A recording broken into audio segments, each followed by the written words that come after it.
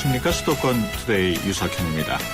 송전탑은 발전소에서 만들어지는 전기를 각 가정으로 보내기 위해서 반드시 필요한 시설입니다. 하지만 많은 사람들이 자기 지역에 송전탑을 짓는 것을 반대하고 있는데요. 현재 논란이 되는 지역은 어디이고 또 송전탑 건설을 반대하는 이유는 무엇인지 자세히 알아보겠습니다.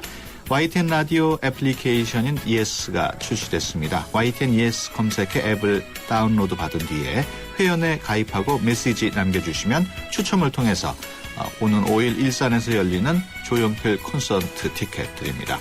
잠시 후 알고 먹는 식품 이야기 시간에는 마시는 차로 가을 질병을 예방하는 법에 대해서 알아보겠습니다. 또 무엇에 대하여 시간 국립공원에 대하여로 꾸며집니다. 단풍이 멋진 가을 국립공원 찾으시는 분들 많으실 텐데요. 국립공원에 대해서 자세히 알아보겠습니다. 9월 30일 월요일 수도권 투데이 시작합니다.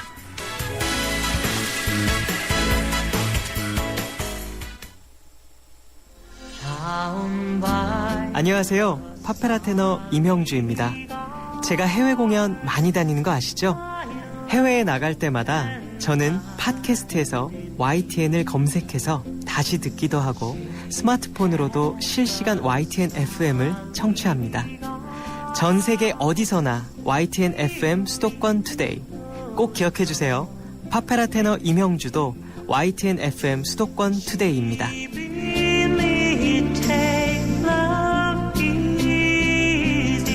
네, 투데이 이슈 점검 시간입니다. 전기를 전국적으로 운반하는 송전탑 건설을 둘러싸고 전국 각지에서 논란이 일고 있습니다.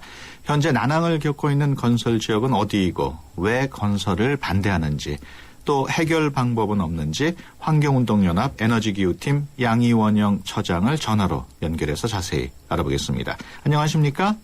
네, 안녕하세요. 네, 현재 송전탑 건설 반대 운동이 밀양을 시작으로 전국적으로 퍼지고 있습니다. 어느 지역에서 일어나고 있습니까? 그 밀양과 또 연결됐다고 볼 수 있는 경상북도 청도 지역에 네. 송전탑 반대 운동 하시는 분들이 계시고요. 네.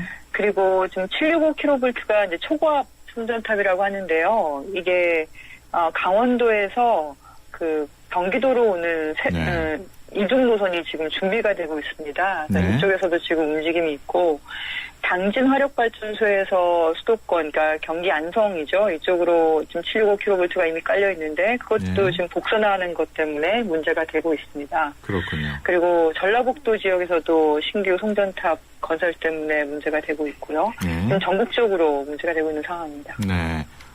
이처럼 그 송전탑 건설을 반대하는 운동이 계속 이어지는 이유 무엇 때문입니까?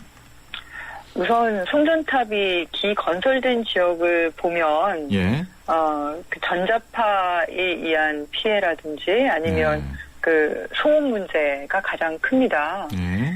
소음은 특히나 비가 올 때 전기 지직거리는 이런 소리, 코로나 소리라고 보통 얘기를 하는데요. 네. 이런 소리들 때문에 주민들이 좀 노이로제에 걸릴 정도다. 이런 얘기까지 하고 있고요. 예. 밀양에 계신 분들이 전국에 송전탑이 깔려있는 지역마다 그리고 또 분쟁이 있는 지역마다 한번 쭉 답사를 다니셨어요. 그러면서 그런 내용들을 좀 체증을 하셨는데 이 소음 문제가 가장 크고 또 하나는 과학적으로 지금 증명되진 않았지만 송전탑이 있는 지역에 유독 암 환자가 많이 발생하고 있다라고 주민들이 증언이 잇따르고 있다 보니까 그러니까 이제 신규 송전탑에 대한 반대 운동이 더 강해지는 거죠. 예. 그 현재 전국적으로 송전탑이 얼마나 있는지 좀 집계가 되고 있나요? 그 한국전력공사에 따르면은 우리나라에 설치된 송전탑 개수가 4151개 정도이고요. 이 중에 이제 그나마 전압이 좀 낮다고 보는 154kV짜리는 우리 집이 220V니까 154kV도 사실 굉장히 높은 전압이긴 하죠. 네, 송전탑 쪽엔 작은 건데 이게 한 27,574개 정도.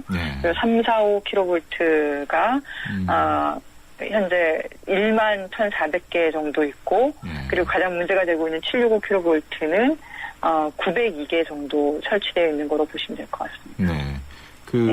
전체 전국 송전탑 가운데 뭐라 그럴까요? 그 주민들하고 좀 가까운 데 설치된 송전탑이 뭐 몇 퍼센트 되는지 그런 거 자료도 있습니까?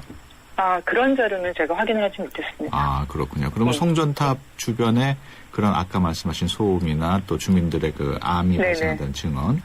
네네. 그러니까 사람이나 가축에게 아무래도 위험하다고 그렇게 생각을 하시는 거죠. 네네, 그렇게 보시는 거죠. 네. 가축들도 유산율이나 이런 게 높아진다. 이렇게. 네. 근데 증언을 많이 하고 있는데, 네. 이게 공식적으로 우리나라에서 조사된 걸로는 네. 이제 환경부에서 조사한 걸로 의하면 네. 송전탑 부근에 초등학생 학교가 있지 않습니까? 이 네. 학생들의 그 성장 호르몬 수치가 상대적으로 좀 낮다. 네. 이런 게 몇 년 전에 발표가 되긴 했습니다. 그렇군요. 하지만 또 다른 연구 결과로는 큰 네. 차이가 없다. 네. 암 발생률이나 이렇게 얘기하기도 계신데 네. 현장에 계신 주민들은 이제 체감을 하고 있는 게 과거보다 암 환자가 늘어났다 이렇게 네. 얘기를 하고 계시니까요. 그렇군요. 정확한 근거가 좀 필요한 것 같고요. 네. 그리고 해외에서는 소아 백혈병 유발률이나 이런 게 높아지고 있다는 보고서들이 여러 개가 나와 있습니다. 네. 그 한국전력 측에서는 세계보건기구의 그 발표라든가 또는 여러 가지 자료를 인용해서 그렇게 큰 위해는 없다 이렇게 주장하고 있는데 여기에 대해서는 어떻게 생각하십니까? 그게 이게 과학적으로 증명을 해야 될 일이 많이 있는데요. 네. 이 찬반 논쟁이 뜨거운 것에 대해서는 해석 차이도 많이 있습니다. 네. 네, 현재까지 문제가 없다는 보고서도 분명히 나와 있고요. 하지만 문제가 있다. 예. 소아 백혈병 유발률 같은 경우에는 분명히 예를 들면 3mm 가우스라고 하는 거는 3mm 가우스의 전자파는 송전탑에서 한 40m에서 80m 정도 되는 거리를 다 포함하는 건데요. 네. 그 정도 되면 소아 백혈병 유발률이 한 3.8배 정도 높아진다. 네. 아니면 2배 높아진다. 이런 보고서들은 꽤 많이 나와 있습니다. 그렇군요. 그렇다 보니까 어쨌든 과학적인 분석에 따라서 서로 다른 얘기가 나와 있으니까 네. 그러다 보면은 사전 예방적 원칙에 의해서 좀 안전 문제는 보수적으로 생각할 수밖에 없는 상황이지 않습니까? 네. 그러면 사람들은 당연히 위험한 쪽에 대해서 더 관심을 가질 수밖에 없겠죠. 예, 예. 그렇다고 또 송전탑 건설을 마냥 반대할 수도 없는 것 아닙니까? 어떻습니까? 근데 우리나라는 사실 그 좁은 국토에 비해서 그리고 인구 밀도가 굉장히 높기 때문에 예. 어딜 가는 사람들이 많이 살고 있는데 예. 발전소도 그렇고 송전탑도 그렇고 그 비율이 굉장히 높은 편입니다. 네.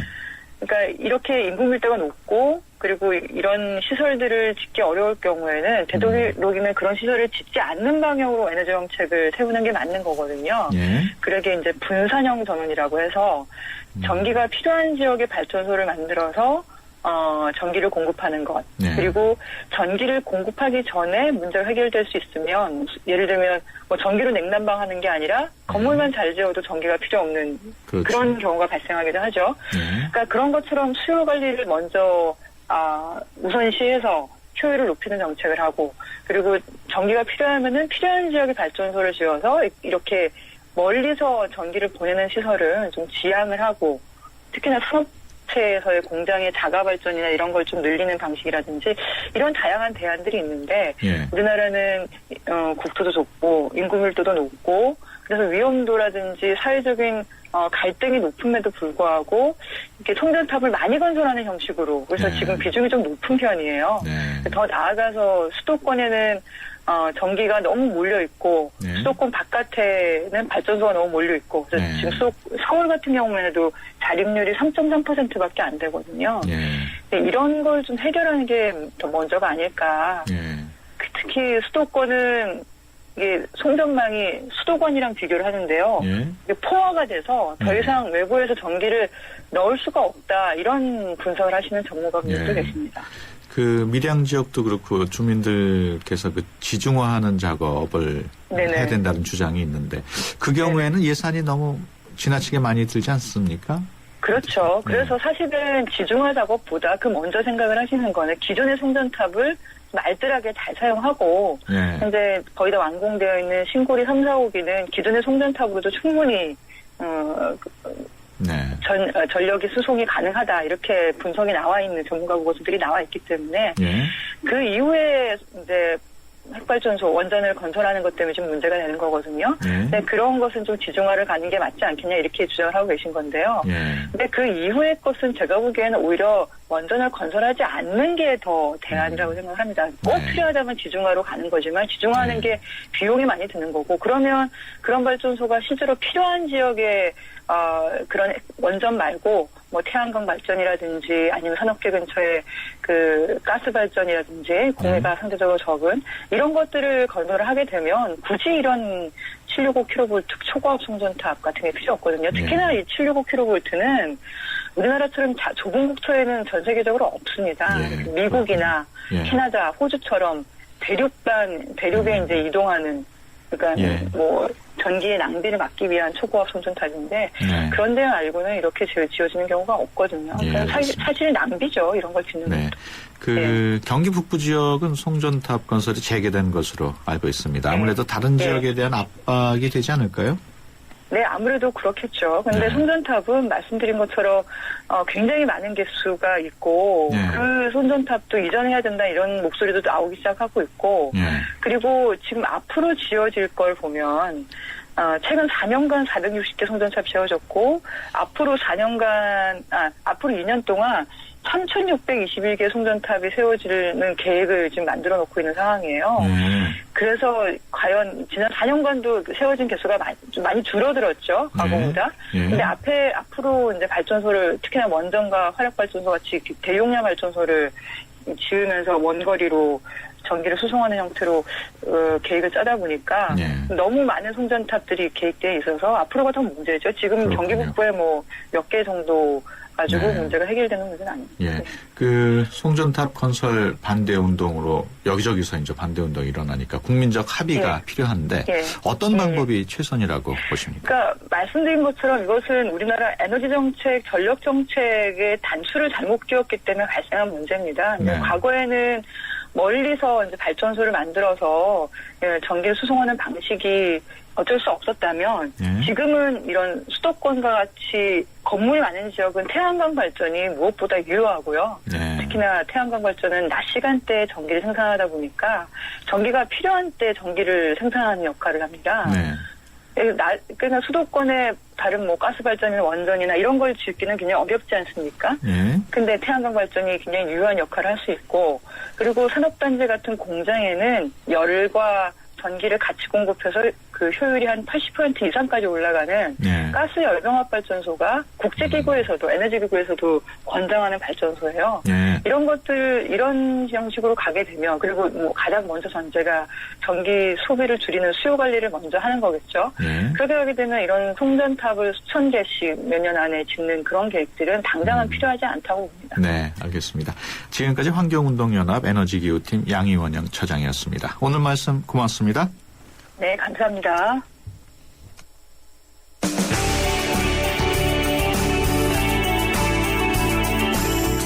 발빠른 리포터의 현장 스케치, 생생 리포터 현장.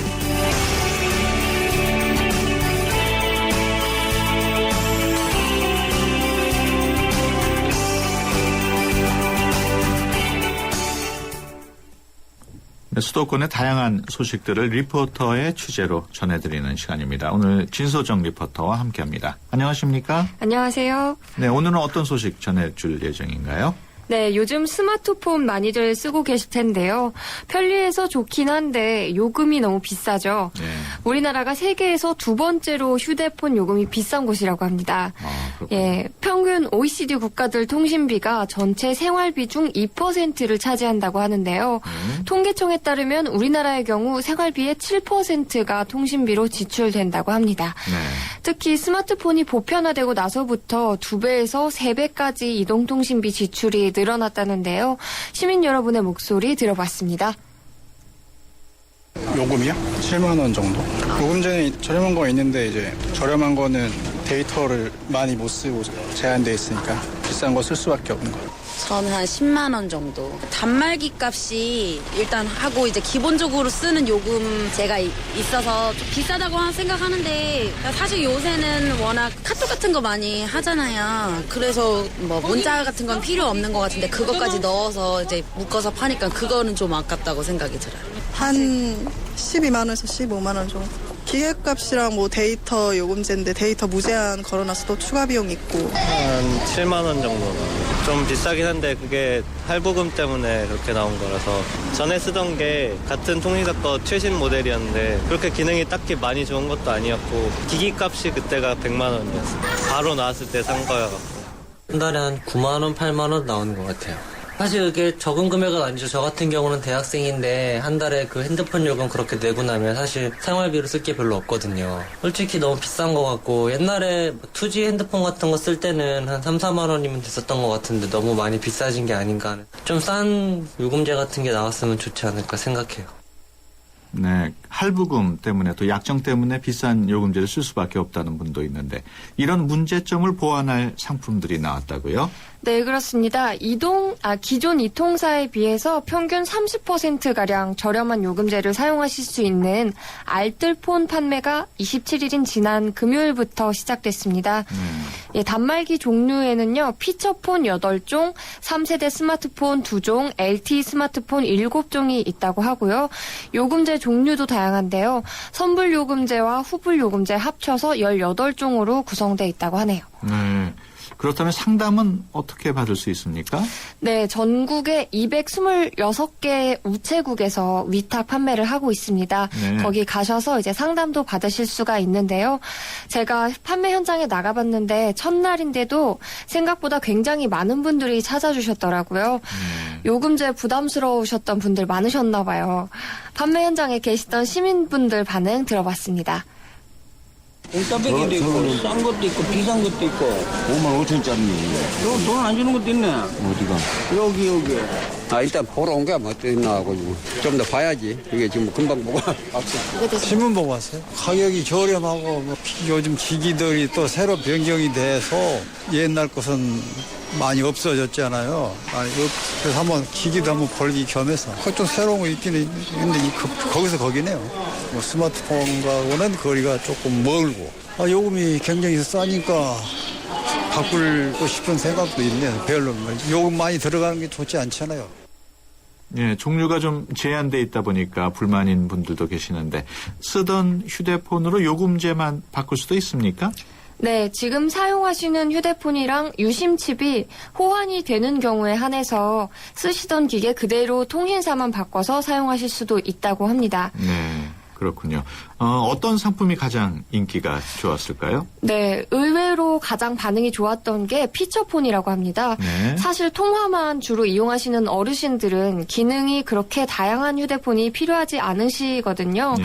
요금도 비싸게 내야 되고요. 네. 그래서 무엇보다 또 지금 피처폰을 판매하고 있는 곳이 별로 없다고 해서 인기가 네. 또 좋다고 합니다. 네. 그동안 중소통신 사업자들은 오프라인 판매가 어려워서 온라인으로만 판매를 하고 있었는데요. 이제는 우체국 창구에서 이 상품들을 만나보실 수가 있게 됐습니다. 서울지방우정청의 설명 들어보시죠.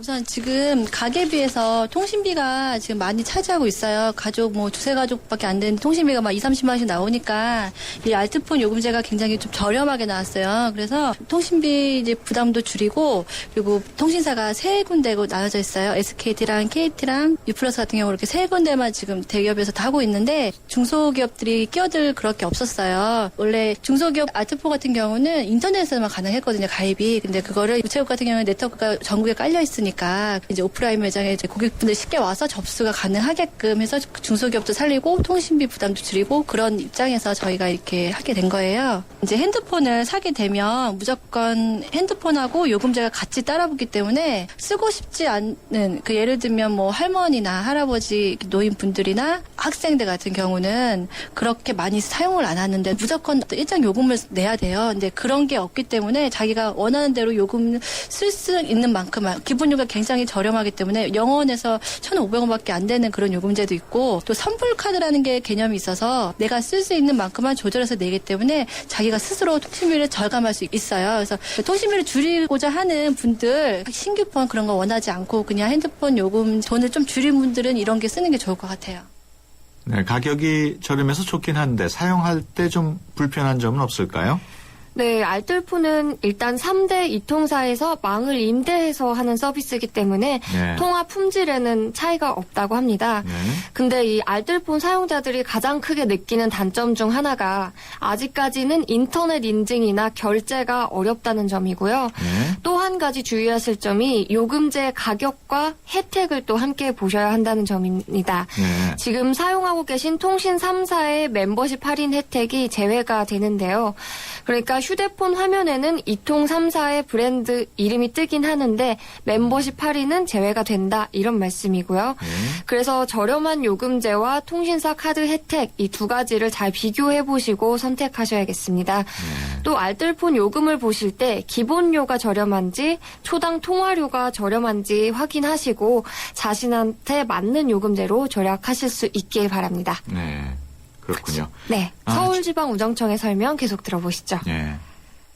다른 것보다도 피처폰을 많이 원하세요, 지금. 이게 구하기가 힘들어요. 일반 대리점에서 잘 안 팔거든요. 그래서 할아버지, 할머니 오셔가지고 얘기하시는 게 나는 데이터 쓸지도 모르고 사용할 수도 없으니까 그런 거 전화만 받고 할 수 있게끔. 이런 거 기본료가 빵원에서 1,500원밖에 안 되고 쓰는 만큼 나오니까 거의 돈이 안 나오죠. 그렇게 오시는 분들이 있고 젊은 분들 같은 경우는 새로운 최신폰을 원하시는데 저희가 그게 구비가 되어 있어요. 근데 일반 대리점 같은 데는 최신폰을 살 때 지금 나오자마자 신품일 때는 뭐 할인되는 품목도 없고 그런 게 아무것도 없기 때문에 굉장히 비싸요. 요금제 처음 이제 나오는 게. 근데 저희 같은 경우는 할인이 뭐 기본 할인, 알뜰 할인 양쪽으로 들어가는 게 있어가지고 대리점에 사는 것보다 요금제가 한 30%나 20% 정도 저렴하세요. 젊으신 분들은 오셔가지고 최신폰 지금 가입하고 많이 들어가세요, 지금. 이거 알뜰폰은 지금 장점이 또 뭐냐면 무조건 핸드폰하고 연결해서 같이 사는 게 아니라 요금제만 따로 사용할 수가 있어요. 그래서 핸드폰은 핸드폰대로 살 수 있고 유심이라는 게 있잖아요. 뒤에 그것만 유심만 자체적으로 구매를 해서 그 요금제만 사용할 수가 있기 때문에 자기가 소유하고 있는 핸드폰을 그대로 쓰실 수가 있으세요. 네, 설명 잘 들었습니다. 지금까지 진소정 리포터였습니다. 고맙습니다. 감사합니다. 쇼핑하러 간다. 바우하우 바우하우스. 외식하러 간다. 바우하우 바우하우스. 영화 보러 간다. 바우하우 바우하우스. 재미 보러 간다. 바우하우 바우하우스. 패션 그룹 형지의 30년 노하우. 장안동 프리미엄 쇼핑몰. 바우하우 바우하우 바우하우스. 업데이트 한 번 안 했다고 바다를 달리고 산을 헤매는 당신의 내비는 업데이트 안 해도 언제나 최신 지도로 누구보다 빠르게 안내하는 유플러스 내비 LTE는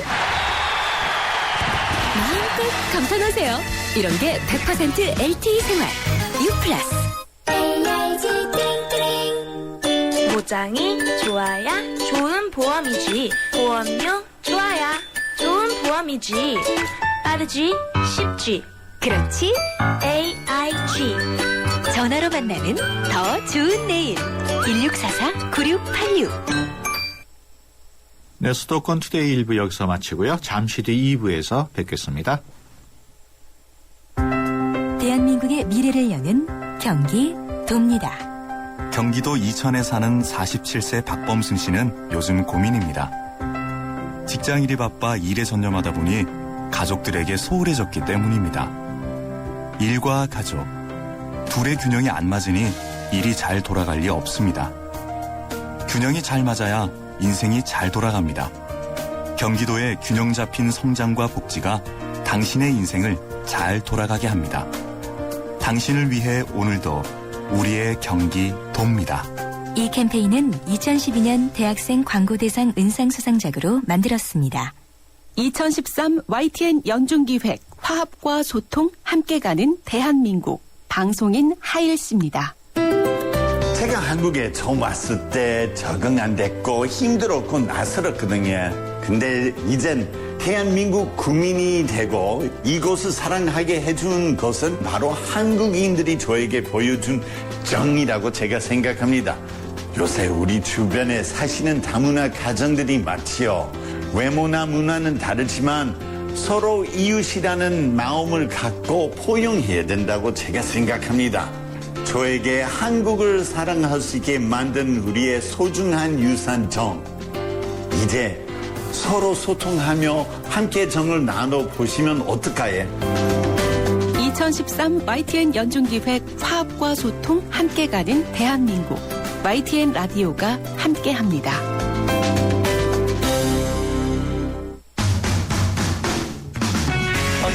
보다 더 아름답고 힘찬 오늘을 살아봐요. 그때와 함께 지금 열어가는 수도권 투데이. 네, 수도권 투데이 2부 시작합니다. 일교차가 커지면서 감기 걸리시는 분들 늘어나고 있습니다. 감기 말고도 가을에 특히 많이 걸리는 질병들이 있는데요. 여러 가지 차를 마시면서 이 가을 질병들을 예방할 수 있다고 합니다. 알고 먹는 식품 이야기에서 자세히 알아보겠습니다. 또 무엇에 대하여 오늘은 국립공원에 대해서 알아봅니다. 봄에는 꽃으로, 가을에는 단풍으로 아름다운 국립공원의 모든 것을 알아보겠습니다. 방송 관련해서 의견 주신 분들은 샵 0945번으로 문자 주시거나 02-771국에 0945번으로 전화 주시면 됩니다. 짧은 문자 50원, 긴 문자 100원의 정보 이용료가 있습니다. 수도권 투데이 2부 뉴스 브리핑 듣고 시작하겠습니다. 이윤지 아나운서 전해주세요. 네, 수도권 뉴스 브리핑입니다. 오늘 오전 7시 10분쯤 서울 이태원동에 있는 3층 상가 건물에서 불이 나 진화 작업이 진행 중입니다. 이불로 녹사평역부터 이태원역 사이 4차선 도로가 양방향 통제되면서 혼잡이 빚어지고 있습니다. 오늘은 전국이 흐린 가운데 영남과 동해안에는 비가 조금 내리다가 오후부터 점차 개겠습니다. 기상청은 밤사이 비를 뿌렸던 저기압이 동해상으로 이동하면서 비가 서서히 그치고 오후부터는 전국이 맑은 날씨를 되찾겠다고 밝혔습니다. 비가 그치면서 서울의 낮 기온은 서울 24도, 광주 26도, 대구 25도로 어제보다 4도에서 5도가량 높겠습니다. 이번 주에는 비교적 맑은 날씨가 이어지겠지만 수요일인 모레 서울, 경기와 영서지방에 비가 조금 더 내릴 것으로 보입니다. 경기 수원 남부경찰서는 지난 24일 오전 3시 반쯤 수원의 한 백화점 금은방에 들어가 귀금속 230점, 시가 3억 3천만 원어치를 훔친 혐의로 37살 조모 씨를 구속했습니다. 조 씨는 지난 7월 이 백화점에서 야간에 천장 보수 공사를 하다가 매장 옥상층이 열려있다는 점을 알고 범행을 계획한 것으로 조사됐습니다. 지금까지 수도권 뉴스 브리핑이었습니다.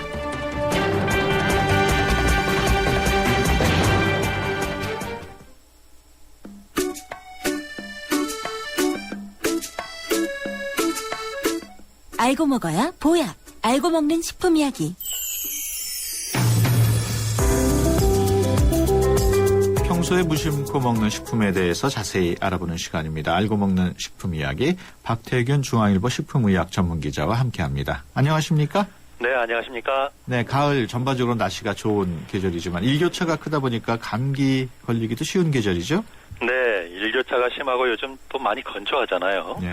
또 일조량도 줄어들기 때문에 기분이 좀 다운되기 쉽습니다. 네. 그 잠도 오지 않아서 불면으로 고생하는 분들이 의외로 많습니다. 네. 이게 쌀쌀해진 날씨 탓에 신체 활동량이 줄어들면 밤에 숙면을 좀 취하기 힘들어지고요. 어쨌든 가을에는 감기, 독감, 우울증, 불면증, 피부 건조증 같은 정말 다양한 불청객이 찾아올 수도 있습니다. 네, 그런 가을 질병들을 차를 마셔서 좀 증세를 가볍게 하는 방법이 있다고요? 예, 그래서 이제 약차라고도 얘기하고 한방차라고도 얘기하는데 네. 이런 약차를 마셔가지고 질병으로부터 해방되는 건 아니지만 말이죠. 네. 잘만 선택하면 기대 이상의 효험을 볼 수도 있습니다. 네. 그렇다면은 대표적으로 독감이나 감기 그런 기운이 있다면 어떤 약차가 좋을까요? 예, 한방에서는 독감 또는 감기가 나쁜 추위가 원인이라 이렇게 보고 있습니다. 네. 이것을 다스리는 약차로는 독활차, 박하차, 또 생강 소엽차 이런 것들을 꼽고 있는데 네. 독활은 따두릅이라는 식물의 한방명입니다. 그 효능은 그 아픈 증상을 좀 덜어주는 건데요. 흔히 감기, 독감으로 인한 전신 통증 또는 오한, 발열에 활용이 되는데 잘 말린 독활 한 2 내지 4g 정도를 물에 우려내 드시면은 독감 예방은 물론이고 독감 증상 또 감기 증상을 완화하는 데도 좀 유익합니다. 네. 그 박하차도 감기에 유익하군요. 그렇습니다. 박하를 드시면은 몸에서 좀 땀이 나거든요. 네. 그래서 한방에서는 이 땀을 통해서 독소를 좀 배출하는 약재로 이렇게 쓰고 있는데 네. 감기 증상 중에서 뼈마디가 좀 쑤시고 피로가 심하다고 그렇게 호소하는 분들에게 권장할 만하고요. 근데 박하는 좀 향이 강하잖아요. 예. 그래서 따뜻한 물에 한 2g 정도만 우려내도 충분할 것 같습니다. 네. 만약에 이제 물에 좀 오래 담가두게 되면 박하 향이 좀 사라지게 됩니다. 예. 또 한 가지는 이제 생강 소엽차인데 이거 역시 찬바람으로 인한 감기라든가 소화불량에 유효합니다. 네. 그 감기 초기에는 양파를 달인 물도 좋다고요? 예. 양파 반쪽 정도를요. 따뜻한 물에 넣어서 30초에서 한 60초 정도 우려낸 물을 마시면 네. 효과적일 것 같은데 사실 마늘 또 파, 양파, 생강 이런 것들은 모두 먹으면 몸에서 좀 땀이 나는 그런 향신료들입니다. 네. 그 한방에서는 땀을 충분히 흘리게 되면 열도 좀 내려가고 또 감기도 먹게 된다 이렇게 보고 있습니다. 네. 그 감기에 좋은 약차 알아봤고 그 몸이 으슬으슬한 감기 몸살에는 어떤 약차가 좋을까요? 예, 이거는 이제 따끈한 이제 유자차를 권장할 만할 것 같은데 네. 유자는 직접 끓이면 좀 떫은 맛이 납니다. 네. 그래서 얇게 썰은 유자나 아니면 꿀에 잰 유자청을 가지고 차를 만들어지는 게 좋은데요. 네. 레몬에 비해서 비타민 C가 훨씬 많이 들어있기 때문에 감기 예방에 유효하고 또 새콤한 맛 성분인 구연산이 이게 이제 피로를 풀어주고 소화액의 분비를 돕는 작용까지 합니다. 그렇군요. 기침이 잘 떨어지지 않을 때 먹는 약차도 있습니까? 예, 생강 오미자차를 권하고 싶은데요. 네. 생강은 기침 가래에 좋다는 게 이제 예전부터 알려져 있고 네. 또 오미자는 오래 지속된 기침을 좀 먹게 하는 그런 효능이 있습니다. 네. 여기다가 맹문동까지 함께 넣어 마시면 효과가 더욱 높아진다고 합니다. 그렇군요. 가을이 되면은 좀 우울해지고 고독해지는 분들, 이른바 가을을 타시는 하는 분들. 예. 그런 분들한테 권할 만한 차도 있을까요? 예, 연자육 차를 추천하고 싶은데요. 연자육 그러면 연꽃에서 나오는 겁니다. 연밥씨인데요. 예. 이거 자체가 이제 심신을 좀 안정시키고 오장을 좀 편하게 하는 그런 효능이 있습니다. 네. 그래서 이제 불안이라든가 불면 또는 신경쇠약 또는 가슴이 좀 빠르게 뛸 때 예. 이럴 때 도움이 될 것 같습니다. 그렇군요. 불면증에 좋은 차도 좀 소개해 주시죠. 예, 용안 조인차를 끓여 드시는 게 좋을 것 같은데요. 네. 이 용안 조인차는 쉽게 잠들지 못하고 잠에서 자주 깨어나는 분들에게 권할 만한데요. 그 스트레스라든가 정신적 피로로 작은 일에도 쉽게 놀라고 그다음에 가슴이 자주 두근거리는 분들에게 유용합니다. 네. 일반적으로 물 한 600ml 정도에다가 용안육, 그다음에 산조인이라고 그러고 우리 일종의 대추의 일종이거든요. 네. 그것을 각 20g씩 넣고 30분 내지 40분 정도 약한 불로 좀 끓이면 완성이 됩니다. 그렇군요. 그 수능을 앞둔 수험생들에게 이로운 차도 있다고요. 예, 말린 연꽃의 잎을 네. 따뜻한 물에 우려낸 흔히 연잎차라고 이렇게 얘기하잖아요. 네. 이게 도움이 될 것 같은데 연잎차를 먹게 되면 마음이 좀 불안 초조해서 예. 밤에 잠을 이루지 못하는 수험생들이 특히 요즘 그런 증상을 많이 보이지 않습니까? 예. 이런 고3 수험생들에게 이로운 차일 것 같습니다. 그렇군요. 좀 더 자세한 얘기 듣고 싶습니다만 시간상 관계로 여기서 좀 끝내야 될 것 같습니다. 지금까지 중앙일보 박태균 기자와 함께했습니다. 오늘 말씀 고맙습니다. 네, 고맙습니다. 내 눈빛을 보면 꽤 낯가려 보여. 내손안의 라디오 예스 YTN 라디오 앱 예스가 드디어 애청자 여러분의 손안으로 찾아갑니다.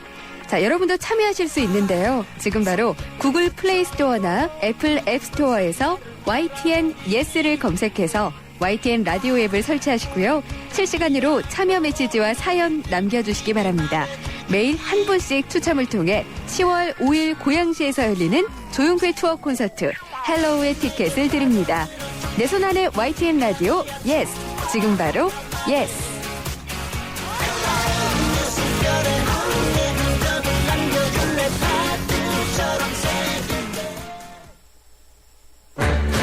하하, 이것이 궁금하세요? 무엇에 대하여에서 여러분의 궁금증을 풀어드립니다. 지금 궁금하신 게 있으시면 바로 알려주세요. 샵 0945번 50원의 유료 문자나 서울 전화 02-771-0945번으로 문의하실 수 있습니다. 지금 바로 알려드립니다.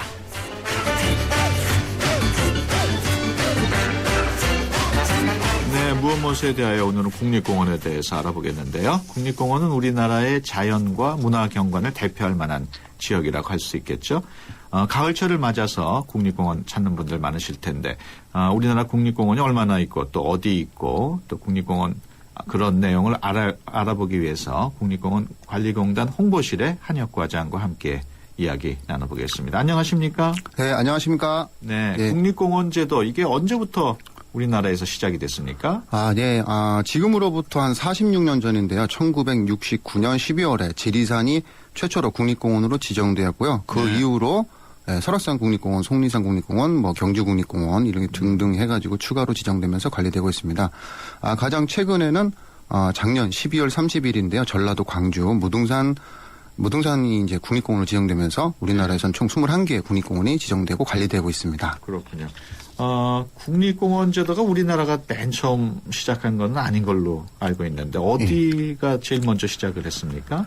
예, 우리나라가 최초로 시작한 건 아니고요. 네. 1872년인데요. 미국에서 옐로우스톤이라는 지역을 국립공원으로 지정하면서 최초로 국가에서 특별 관리한다는 법안이 통과가 된 겁니다. 그렇군요. 예, 그 후로 계속해서 여러 나라에서 제도를 도입하면서 발전시켜가지고 지금에 이르고 있습니다. 네.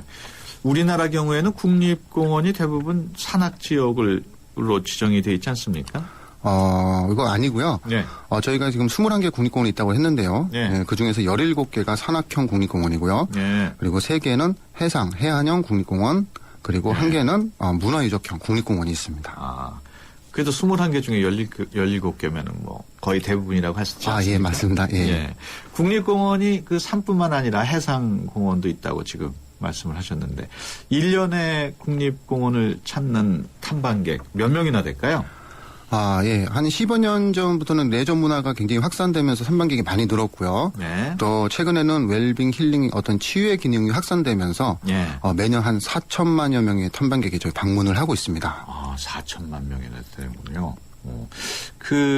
이런 국립공원을 관리하는 곳이 이제 국립공원 관리공단인데 이 관리공단은 국립공원보다는 늦게 설립이 됐겠죠? 지정보다는? 예, 그렇습니다. 네. 국립공원 지역을 각 지자체에서 관리하다가요. 1986년 국가가 직접 관리해야 한다는 방침을 정하고 자연공원법 44조 그리고 80조 의거해서 1987년 국립공원관리공단이 설립되었습니다. 현재는 공원관리청이 환경부 장관의 권한을 위탁받아서 국립공원을 관리 운영하고 있습니다. 예. 국립공원 관리공단 좀 더 자세히 설명을 해주시죠. 네, 저희 국립공원관리공단은요. 지난주에 새로 취임하신 박부환 이사장님을 비롯해서 우리 공단의 비전과 전략을 수립하고 또 공원 관리에 대한 정책과 예산 등을 총괄하는 어떤 기획재정처 그리고 총무 인사 등을 총괄하는 행정처 등 6개처 13개부로 편성되어 있습니다. 그리고 국립공원의 자연, 경관, 역사, 문화 등을 조사 모니터링해서 체계적이고 과학적인 공원 관리 방안을 제시하고 도모하는 국립공원 연구원이 있고요. 또 우리나라에서 사라져가는 멸종위기종 동식물을 연구하고 복원 사업을 하는 국립공원 종보건 기술원이 있습니다. 네, 그렇군요. 예, 그리고 또 청정한 국립공원을 가진 어떤 우수한 이런 생태, 문화 자원들을 활용해가지고 전 국민을 포함해서 우리 청소년 미래 세대에게도 환경 체험 활동 서비스를 제공하고 또 선진 시민으로서 자부심과 긍지를 심어주고 또 에코 리더로서 육성하고 또 우리 자연과 우리 인간이 함께할 수 있는 이용 지속 가능한 국립공원을 조성하는데 어떤 생태 탐방 연수원이 있고요. 그 밖에도 항공대라든가 전략기획단 그리고 국가지질 사무국 등이 있습니다. 그렇군요. 공단이 주로 하고 있는 주요 사업 어떤 것들이 있을까요? 네, 저희 국립공원관리공단의 사업 추진 방향은 항상 공원 자원의 보존과 대국민 생태복지 서비스 그리고 파트너십 그리고 안전을 항상 기본 바탕으로 하는데요. 네, 먼저 국립공원의 생태자원을 도식화한 생태자원지도 시스템을 구축하고 지속적인 모니터링을 지금 실시하고 있습니다. 또한 우리나라 섬인데요. 유무인 도서정보 시스템을 구축하고 있는 중이고요. 아직 100% 성공한 건 아니지만 체계적이고 잘 진행되고 있는 지리산 국립공원의 반달가슴곰 종보건 사업 그리고 소백산 국립공원의 여우복원 사업도 있고요. 또 남생이에 대한 원종 확보 그리고 장수하늘소 개체이식 또 구렁이 증식 등 멸종위기종 증식 및 복원 사업을 계속해서 추진하고 있습니다. 지형적으로 소외되어 있는 어떤 공원 마을을 명품 마을로 조성해서요. 지역 경제를 활성화시키고 주민 소득 증대에도 기여를 하고 있습니다. 네. 또 농촌 지역의 어떤 고령화로 인해서 사회적으로 좀 경쟁력이 약해지고 있고요. 또 대형마트 등 유통업계 변화에 따라서 판로를 찾지 못하는 우리 공원 주민들에게 국립공원 내에서 수확되는 특산물을 소비자와 직거래할 수 있도록 어떤 그린 마켓들도 운영을 하고 있습니다. 네. 그 국립공원만의 독특한 제도가 있다고 들었는데 포인트를 적립을 해가지고 현금처럼 사용할 수 있다고요? 네. 그린 포인트 제도라고 하는데요.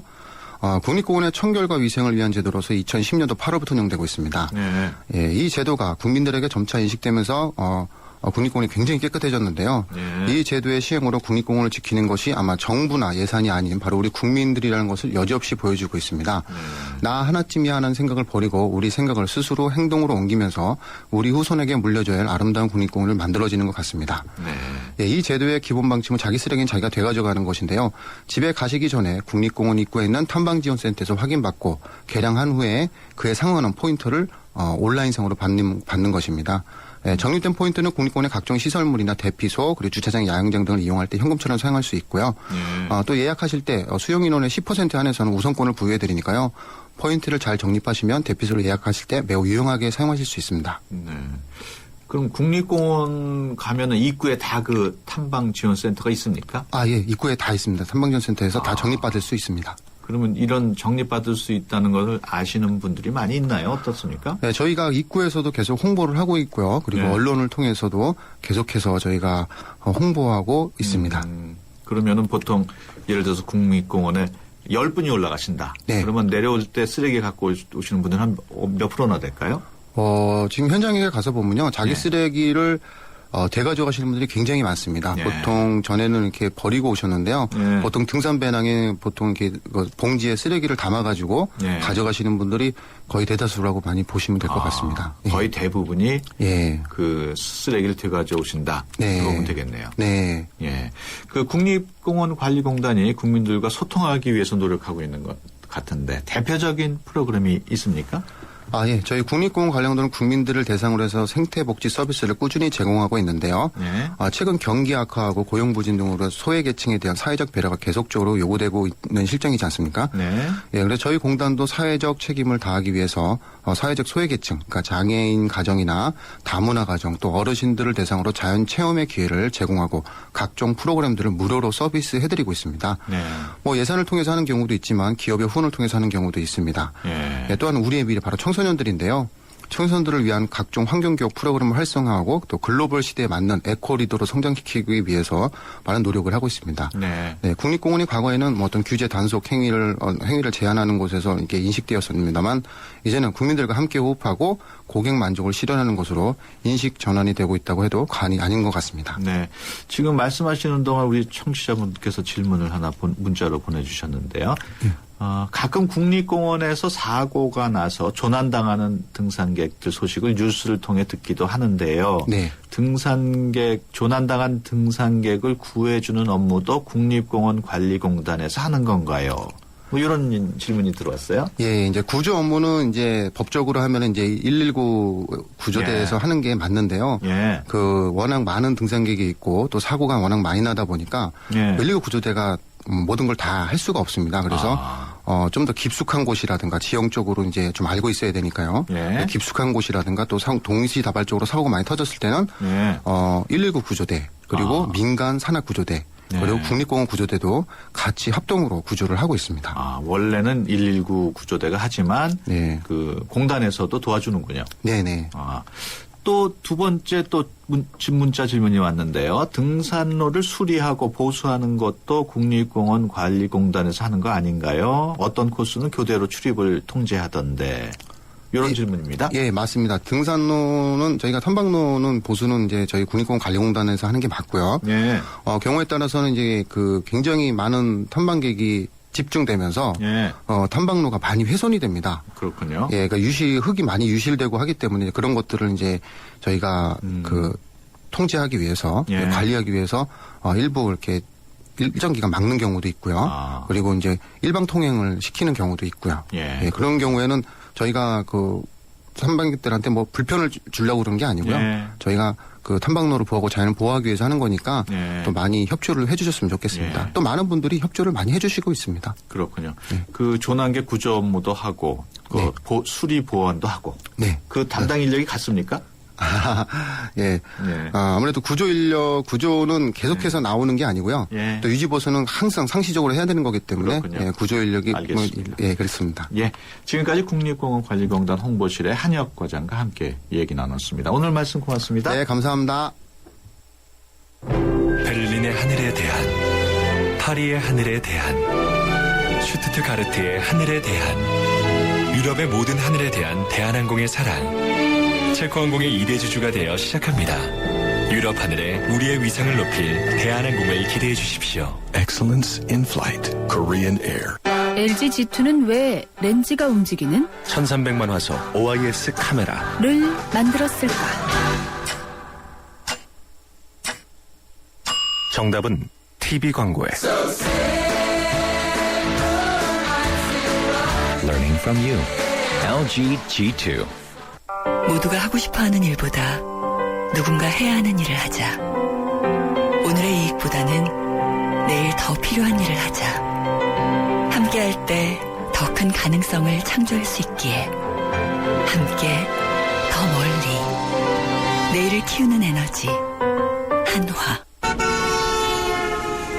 운전 똑바로 해! 욱 하기 전에 1, 2, 3, 4, 5, 6, 7 7초만 생각해보세요.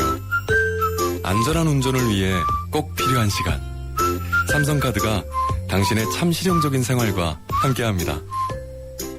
쇼핑하러 간다 바우하우스 외식하러 간다 바우하우스 영화 보러 간다 바우하우스 재미 보러 간다 바우하우스 패션그룹 형지의 30년 노하우 장안동 프리미엄 쇼핑몰 화장품 사러 어디로 가지? 이봐요. 이자녹스, 수료한, 라크베르, 비욘드를 모두 만날 수 있는 보떼 모르세요? 보떼요? 욕심도 꽤 많아 보이는데 피부 상담부터 메이크업 제안까지 해주는 보떼로 가는 거예요. 알겠죠? 특별한 아름다움이 한 곳에 보떼. 보떼 기억해둬요. 긴장하라. 아반떼를 넘어선 아반떼가 온다. 강력한 파워의 디젤 출시부터 새로운 매력을 더한 디자인까지 더 뉴 아반떼 탄생. New thinking, new possibilities. 현대자동차.